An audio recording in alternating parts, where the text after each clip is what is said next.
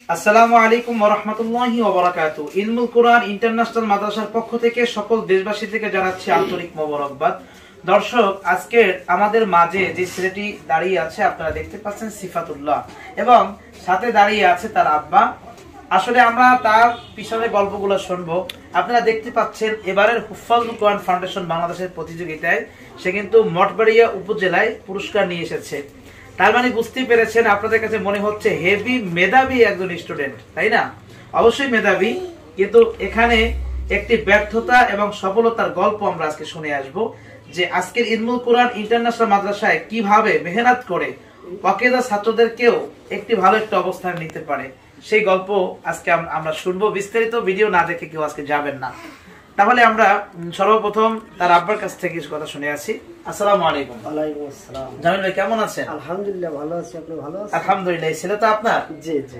আচ্ছা, এই ছেলেকে আমার এই প্রতিষ্ঠানে লেখাপড়া করানোর আগে কয়টা প্রতিষ্ঠানে লেখাপড়া করিয়েছেন? 4টা প্রতিষ্ঠান লেখাপড়া করেছি। 4টা। তো আসলে সেখানে 3টা যে আমার আগে পড়িয়েছেন, ওখান থেকে আসার কারণটা কি?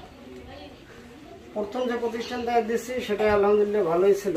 পরে যে 3টা প্রতিষ্ঠানে দিছি ওখান থেকে কিছুদিন থাকার পরে সে চলে আসছে। আচ্ছা, মানে পালাই চলে আসে? পালাই আসছে। এরপরে আমি দিশেহারা হয়ে গেছি যে কি করব আমার ছেলেকে নিয়ে। আলহামদুলিল্লাহ আল্লাহ পাকের অশেষ মেহরবান যে আল্লাহ পাক আপনার এই প্রতিষ্ঠান ইলমুল কুরআন ইন্টারন্যাশনাল মাদ্রাসার সন্ধান পেলাম।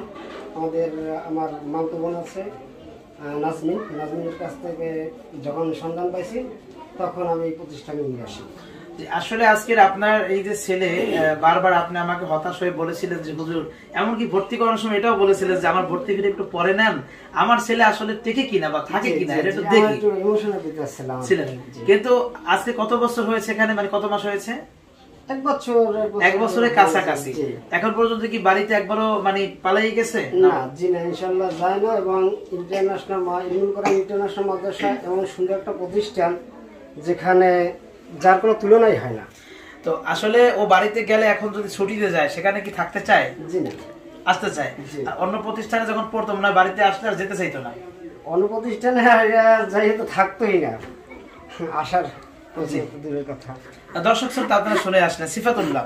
আসলে ঘটনা কি, তুমি আগের প্রতিষ্ঠানগুলোতে বারবার পালিয়ে আসতে, এখানে কেন পালাচ্ছ না আর কেন লেখাপড়া এত মনোযোগী একটু বলো তো? এখানে অনেক ভালো লাগে।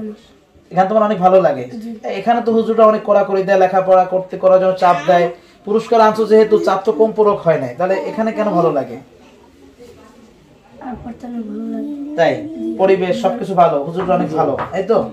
দর্শক, আসলে শুনে আসলেন যে ছেলে, আমরা একটি কথাই বলেছি, ওয়াকেজা মানে যাকে দিয়ে কাজ হবে না, গার্ডিয়ান যখন হতাশ হয়ে যায় তখনই ইলমুল কুরআন মাদ্রাসার সন্ধান যখন পায়, এখানে দিলে পরে এরকম আরো অনেক ছাত্রদের গল্প রয়েছে। সিফাতুল্লাহর গল্প কেন সামনে নিয়ে আসলাম, তার একটাই কারণ, যেহেতু সিফাতুল্লাহ এবারের প্রতিযোগিতায় ভালো একটি অর্জন করেছে।